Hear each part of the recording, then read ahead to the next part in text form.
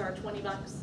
And so we're saying it's kind of like a $25 membership fee plus your first day. So after they come in for that first day, we still need to find ways to bring them in. And so we've kind of, on Fridays right now are our busiest day. Everybody goes to lunch together, we take a bunch of pictures, we put them all over Facebook.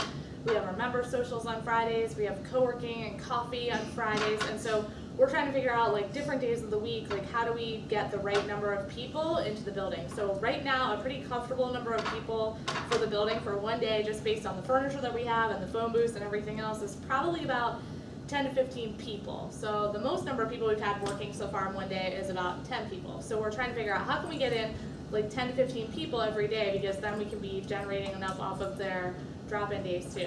But right now the no contracts is working for us because, I mean, we don't want to make people pay for things that they don't need. We don't want to, you know, we would rather have people who are engaged, who are coming in, who are working, who are active on our Slack team, and who are, you know, because even our members who are paying $45 a month, they're collaborating inside Slack and they're talking when they're not in the building. And so we're also hoping that maybe some of those people will remain members even once they're not utilizing the space as much as they are now, because they'll be in that community.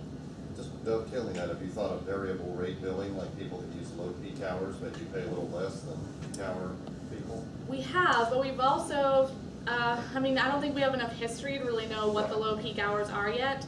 There are some co-working spaces that do that. We've also been using the space for a lot of events on nights and weekends, and so in the long run, that might end up being more profitable for us, is to just use the space for something else during the low peak hours. Yes? So I don't understand that if you're a member, it's $45. Is that every day that you come over and use it, or is it? No, so the member rates on drop-in days, so we have a quarter day, which is up to 2 hours of access, which is $10, a half day, which is up to 4 hours of access, which is $14, and then a full day, which is basically 24 hours of access, which is $20. And the 45 is just a once a month fee. Yeah. And so how does that work? So you pay $45 a month, and then you pay the hourly. You pay $45 a month, you're a member, and you get like you can come to the building. And that gives you in your kind of bank, you have 1 day pass available. And then once you deplete that, then you can just buy, you know, a 2-hour pass for $10, which, you know, people tell us, they say, hey, I go to Panera Bread or Roast Rider and I spend, you know, 2 hours there, I spend $15 on a crumpet and a coffee. So it's comparable. So then once you come in and connect to the Wi-Fi, it'll let you know how many passes, you know, if you need to buy a pass, or if you have any passes, it'll say, do you want to use a full day, a quarter day, a half day, do you want to buy a full day, a quarter day, a half day, and you just plop one in your cart and click OK, it lets you on the Wi-Fi, it charges your credit card because your credit card's already on file. And in the back, just so anybody, if you want them, there's 3 things back there, and then I'll answer yours. So there's a kind of like a menu thing that says like what all of our different services are, the membership plans, how much it is for the rooms. There's also kind of like a snapshot of what our upcoming events are, and there's a lot of them, which all this stuff is available on our website. There's a thing there, a reminder to save the date for the Small Business Saturday, so we are promoting this throughout the Vibe District and bringing a lot of businesses in that don't have a footprint there. And then the last thing I did want to say, on the website there's a button on there, schedule a tour. You can pick your own time, anytime you want, that's available on the calendar. It'll automatically schedule it. You can come by, bring your laptop with you if you are going to come by for a tour, because you may want to stay and work for the rest of the day, and that's free for the first one. Her and then you. What type of activities do you have on the weekends? What type of what? Activities, yeah. Oh, on the weekends? Yeah, so on the weekends we've been using the space for a variety of events. So we're either putting on events or we're letting other people use the space for events for a fee. So for example, this coming Saturday, we had a group of vendors, a LuLaRoe consultant, beauty counter, a couple of these different direct sales people who wanted to put on a fundraiser for the Tidewater chapter of the Autism Society. So they're holding a fundraiser that they planned themselves, they advertised it, and they're just paying us a fee to use the space. On Small Business Saturday, we're having a vendor marketplace in there, and so we basically created a map of 25 spaces in our building, and we're selling those vendor spaces to different vendors who want to come in and sell stuff. We've also done a couple of different networking events. Some of them have been paid for, some of them, you know, we just kind of let people use the space. We booked a rehearsal dinner, so if someone's coming in November to use our space for their rehearsal dinner for their wedding, And then we've done a couple different, I don't know, what else have we done on the week? Mostly on the weekends, we've done like pop-up vendor events though, so far. We have one of the artists who's a member is doing a paint night next Thursday night.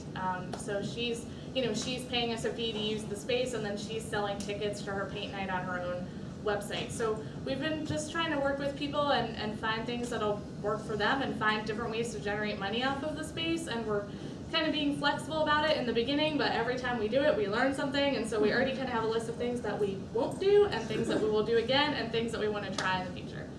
Yes? 2 questions. What sort of access does a member have? Is it a key, punch pad, you just walk in, is it open 24 hours? And what sort of security do you have on the premises? So, all right, so I'm going to answer that. So we have a system called Kisi, and it's like a badge system, so any of the RFID badge systems you have, but instead of having a badge, you have a cell phone. There's any smartphone except for Windows or BlackBerry, if anybody still knows what that is. So Android and iPhone, there's an app, and you just walk up, there's a sensor on the door, and you walk up, you hold your phone up to it, it's either Bluetooth or near-field communication, it lets you in. And so if you're a community member, you get access from 7 a.m. until 6 p.m. Monday through Friday. If you are a full-time member, you get 24/7 access, so there's a lock on the door. I'm not going to answer the question about security because there's reasons that we don't want to do that, but there is security in the building. If you come by and you find it, I'll give you a prize. We're there almost every day during the day, and when we're not there, we try to have an employee there or like a friend there. Like sometimes Michelle will be there when we're not there, and we can tell when people are accessing the door from our phones, and we can also unlock the door from our phones if someone can't get access to the building. They can shoot us a message and we can let them in. I think he had his hand up first, and then we'll come back there. I was up in Northern Virginia, Washington, D.C. on a tour of accelerators and co-working spaces, and there was one in particular that was striking. It was a co-working space. They weren't doing any incubator or accelerator stuff, but what they did offer was a couple of things that might be relevant to you. One is they had deals with a zillion other co-working spaces so that when you're traveling, you could drop in there. The other was they had a very extensive collection of essentially course materials that were accessible online, and it seemed like it was a significant element of their draw was that they had this material available, and then they also had, I guess, seminars based around some of this stuff. Whatever. Do you know which one it was? I was trying to look it up. Was it 1776? It was. Yeah. Okay, yeah, so I was up there a couple weeks ago. So we do have deals, not officially, but there's a thing called Co-working Passport, and we participate in that. And so if anybody is a member of another co-working facility and they come down, they can use our facility at the member rate. So somebody came down from Indy Hall in Philadelphia the other day, and we let them use it for that. And same thing, since we are in that, we participate. So as we wrap it up, what will 1 million cups do for you? I mean, the main thing, come on by, get a tour of the facility. Whether you want to come and work there or you know somebody who does, please send us referrals and get to know us better and let us get to know you better. And like our page on Facebook. And Instagram.